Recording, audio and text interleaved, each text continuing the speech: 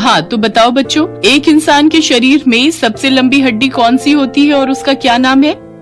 Kanika ma'am इस सरकारी school की बायोलॉजी टीचर है। उसने जो सवाल पूछा था, सारे बच्चे उसका जवाब याद करने में लग गए। तभी उनकी नजर क्लास में लास्ट बेंच पर बैठी एक बच्ची पर पड़ी जो अपना सिर खुजला रही थी, और उसने काफी देर बाद आंसर बताने के लिए अपना हाथ उठाया। अरे वाह गरिमा, तुम्हें आंसर पता है? जी हाँ मैडम। तो बताओ फिर। मैडम जी, वो हमारे शरीर की जांघ की हड्डी सबसे लंबी होती है। अरे वाह, शाबाश। और उसे क्या कहते हैं? मैडम जी, उसे फीमर कहते हैं। वेरी गुड गरिमा। सारे बच्चे सोचते रह गए और तुमने सिर खुजलाकर एकदम सही जवाब दे दिया।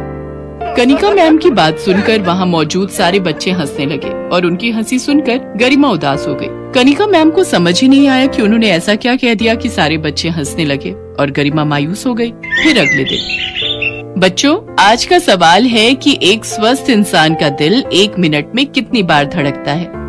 बच्चे फिर से जवाब याद करने की कोशिश करने लगे कि तभी गरिमा ने सिर खुजलाते हुए हाथ खड़ा किया।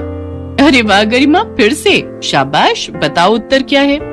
मैडम, 60 से लेकर 100 बार तक। वेरी गुड गरिमा, तुम्हारा दिमाग तो बहुत तेज दौड़ता है।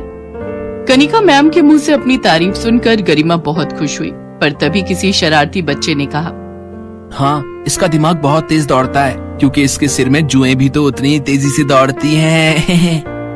उस बच्चे की बात सुनकर फिर से क्लास के सारे बच्चे हंसने लगे।